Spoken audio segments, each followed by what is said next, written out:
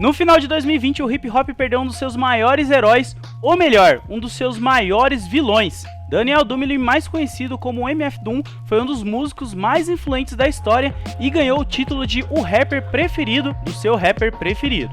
Com uma identidade inconfundível, ele se destacou pelo seu flow único, vocabulário extenso, lírica versátil e uma produção muito, mas muito afiada, e muitas referências também de cultura pop. Hoje a gente vai falar sobre MF Doom, afinal todo vilão tem a sua história de origem, e hoje a gente vai falar um pouco sobre a história dele aqui no Retrato Omelete.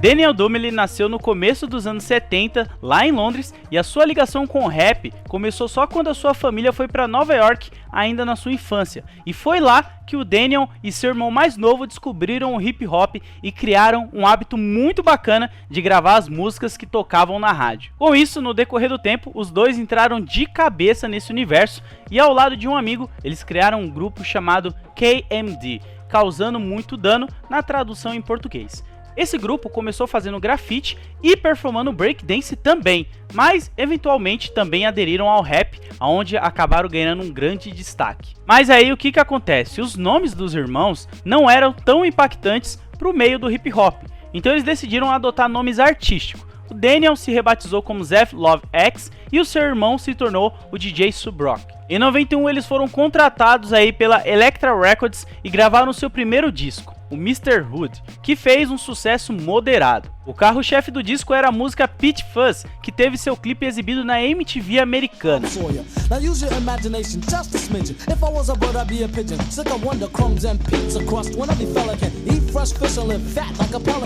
Um clipe bem legal e uma batida muito boa também. E olha só, uma parada bem interessante, mesmo esse grupo ele sendo um trio, o Dumile ele tinha mais tempo de rima em praticamente todas as músicas do disco.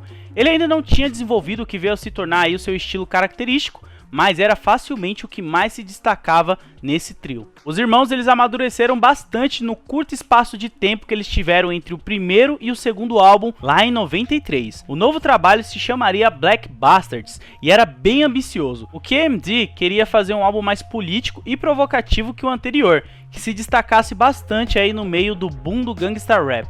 Mas olha só, como a gente sabe, nem tudo são flores, e quando faltavam só 2 músicas para encerrar a produção de Black Bastards, o irmão de Daniel foi tragicamente morto após ser atropelado por um carro, enquanto ele tentava atravessar uma rodovia. Subrock ele tinha apenas 19 anos e estava crescendo muito no universo do hip hop. No enterro, eles colocaram ao lado do caixão um boombox tocando Black Bastards, a última contribuição artística que ele deu ao mundo.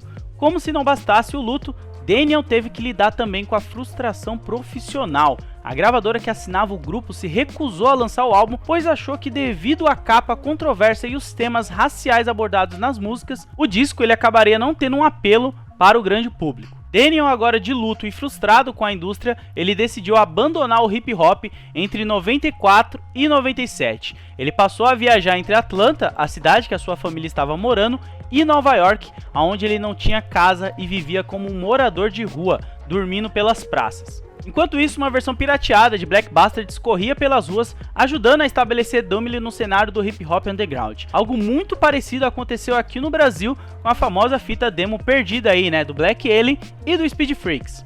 Indo um pouquinho mais pra frente, no final dos anos 90, numa sessão de poesia com o microfone aberto, Dumile se apresentou pela primeira vez desde a tragédia com o irmão, dessa vez usando um novo vulgo, MF Doom. Não é muito difícil de entender de onde vem o Doom, vem já que o nome dele é Dumile, e o apelido sempre foi esse, mas também tem outra camada que tem muito significado aí. E por que eu digo isso? O rapper ele sempre foi fã de quadrinhos e foi justamente nos vilões da cultura pop que ele encontrou as principais referências para o seu alter ego no rap, em especial o arqui-inimigo do Quarteto Fantástico, o Dr. Destino, ou, como também é conhecido, o Dr. Doom. Ó, e pra quem gosta do personagem nos quadrinhos, se bobear, o MF Doom é a adaptação em live action mais fiel que o personagem recebeu nos cinemas até aqui. Eu sei que provavelmente você está se perguntando o que significa o MF. Um amigo ele sugeriu que ele colocasse essa sigla no nome, significando Mad Flow. Ele adotou a sigla, mas da sua própria maneira. Como nessa época ele usava uma máscara quadrada para cobrir o rosto e manter o seu anonimato, o MF para ele significava Metal Face, em referência à sua máscara de metal, que com o tempo teve uma evolução.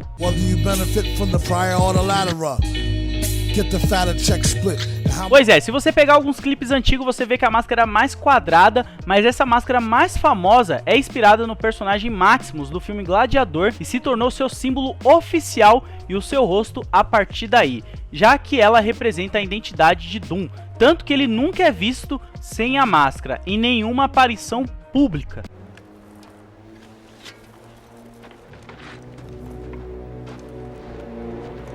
My name is Maximus Decimus Meridius. Tanto é que no decorrer dos anos, o rapper já deu algumas justificativas do objetivo dessa máscara, mas a mais frequente delas é que as linhas e o conteúdo do MC precisam ser mais importantes que a sua própria aparência. Hip hop is one in the direction to where it's like 100 or almost damn near 100% on everything besides the music, like what you look like, the sound of your name, to what you're wearing, the brand of clothing, whatever intoxicants you choose to put in your body, to, you know, everything except for what the music sounds like. So the Mask is really a testament to, it's not about none of that, it's straight about the wreck. O seu primeiro disco nessa nova fase foi Operation Doomsday, lançado em 1999. Nesse álbum já vemos muito do que viria a se tornar traços característicos do estilo do Doom, desde a produção dos beats, que trouxe muita influência do trabalho do seu irmão como produtor, até mesmo as rimas ácidas e diretas. Talvez esse seja o trabalho menos ousado do Doom, mas mostra uma clara evolução entre o que foi o Zeph Love X e o que se tornou o MF Doom. A capa traz uma versão alternativa do vilão Dr. Destino e vários dos samples do disco são de uma antiga animação do Quarteto Fantástico, acentuando aí, mostrando bem claro o lado nerd e vilanesco do MC. Doom hates us all, but in his warped mind he has a personal score to settle with me. O Daniel ele se enxergava como um escritor de ficção e por isso ele sempre criava personagens que mostrassem seus diferentes pontos de vista. Além do próprio MF Doom, que é o mais conhecido dele, ele também encarnou o Victor Von, um jovem seguidor do Doom que acredita ter potencial para superá-lo como vilão. Victor rima de uma forma menos complexa, mais focada no mundo real e nas influências da juventude de Doomley, mas se mantém liricamente tão complexo quanto Doom. Os dois personagens eles não interagem tão diretamente, mas em vários momentos Doomley deixa claro que eles coexistem no mesmo universo, como se fosse um quadrinho mesmo. Por exemplo, na música Face Crawl, Victor Von ele rima sobre como a sua namorada o traiu com o Doom e ameaça socar sua cara de lata. Outra perspectiva que Doomley assumiu no decorrer dos anos foi a de King Ghidorah, uma serpente de 3 cabeças que quer dominar o mundo. O álbum de 2003, Take Me to Your Leader, foi feito todo no ponto de vista desse alter ego e entrega uma energia digna de um filme de monstro dos anos 60. E eu sei, até mesmo você que de repente não conhece a carreira do Doom, talvez você conheça esses nomes, né? Victor Von e King Ghidorah. Isso porque os dois são referências a vilões da cultura pop. O Victor Von é baseado em Victor Von Doom, o nome verdadeiro do Dr. Doom, já o King Ghidorah é o nome de um monstro do Godzilla, então por isso pode soar tão familiar na sua cabecinha.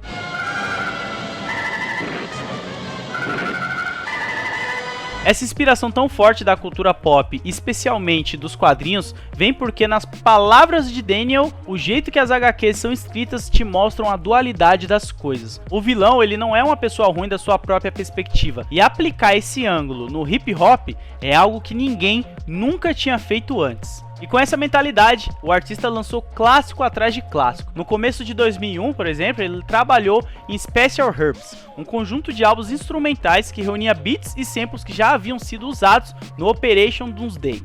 Além de produções do seu falecido irmão e muitos beats inéditos de autoria do próprio Doom. Além desse álbum, no período ele ainda fez Vaudeville Villain e o Venomous Villain, os dois encarnando Victor Von.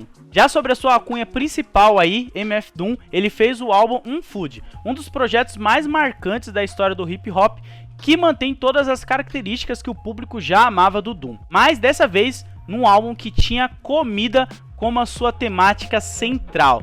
Sem falar que a maioria dos samples desse álbum aí são tudo animações do Quarteto Fantástico e também da série animada do Homem-Aranha dos anos 80. Ainda em 2004, o MC fez sua maior contribuição para o hip hop. Em uma parceria com o lendário produtor Madlib, nasceu um novo alter ego, o Madvillainy, que deu vida ao clássico Madvillainy, um dos álbuns mais celebrados do rap. Esse trabalho ele influenciou uma série de artistas tanto liricamente, instrumentalmente ou conceitualmente, além de marcar presenças nas listas de maiores álbuns de todos os tempos da Rolling Stone. Aliás, eu recomendo muito porque o rapper Mos Def, ele tem um vídeo de 7 minutos falando sobre o Doom e nele dá pra entender o impacto que o disco teve em outros artistas também. Então vai atrás, dá uma olhadinha nesse trecho que você vai ver a influência que o Doom tinha em cima da cena hip hop. He rhymes as weird as I feel. Dude, I swear to God, when I saw that Madvillainy record, I bought it on vinyl. I didn't even have a record player. I bought it on vinyl just to stare at the album. And I stared at it and I just kept going, I understand it. O Madlib ele conseguiu acentuar todas as características de Doom que já eram celebradas anteriormente. Os samples de quadrinhos, flow e lírica complexas e a narrativa vilanesca. O Doom ele nunca articulou esses elementos de forma tão potente quanto em Madvillainy. A parceria entre os dois nunca se repetiu, só que não foi preciso mais do que um álbum para a dupla fazer história. Mesmo depois de atingir status de lenda dentro do hip hop, Doom nunca fez questão de aparecer muito na mídia. Dizem até que ele costumava tomar cerveja em meio aos fãs antes dos seus shows, já que ninguém conhecia o seu rosto. Aliás, suas apresentações ao vivo são justamente um dos pontos mais polêmicos da sua carreira. Muitas vezes ele simplesmente não aparecia nos shows, enquanto em outras situações foi acusado de mandar impostores com a sua máscara para se apresentar por ele, o que por muito tempo causou revolta nos fãs, mas depois acabou virando parte de sua mítica.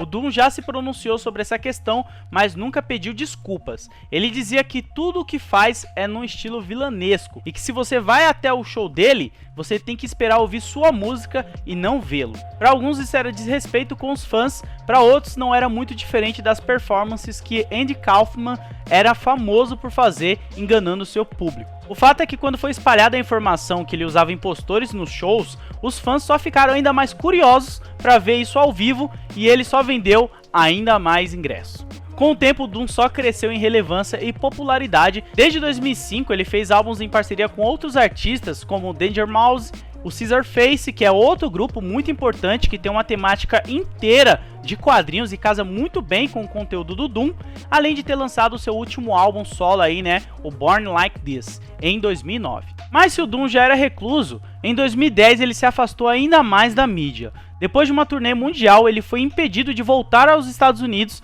mesmo tendo morado lá a vida inteira. O Daniel, ele era inglês e ele nunca se naturalizou, então ele e sua família de 5 filhos tiveram que se mudar para o Reino Unido. Em uma entrevista de 2012, ele disse que os únicos amigos que ele tinha lá eram as pessoas da gravadora onde ele trabalhava. Uma das poucas oportunidades que ele revelou informações pessoais para os fãs foi na situação mais dolorosa possível. 25 anos depois da morte do seu irmão, o Doom passou por outra tragédia familiar e anunciou em um post no seu Instagram que o seu filho de 15 anos tinha falecido. No último dia de 2020, uma postagem similar foi postada na conta de Doom, dessa vez redigida pela sua família. O post ele anunciava que o Daniel Dumley tinha morrido no último dia 31 de outubro.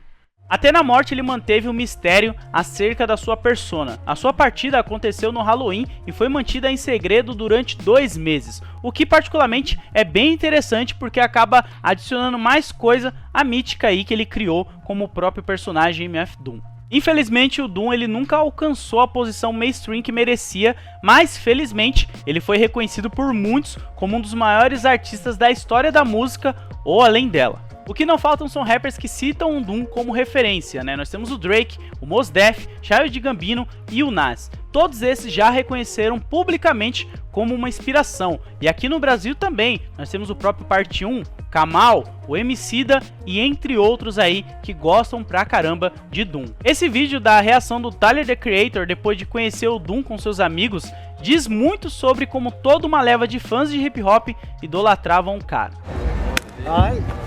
Good seeing y'all. Peace. Peace.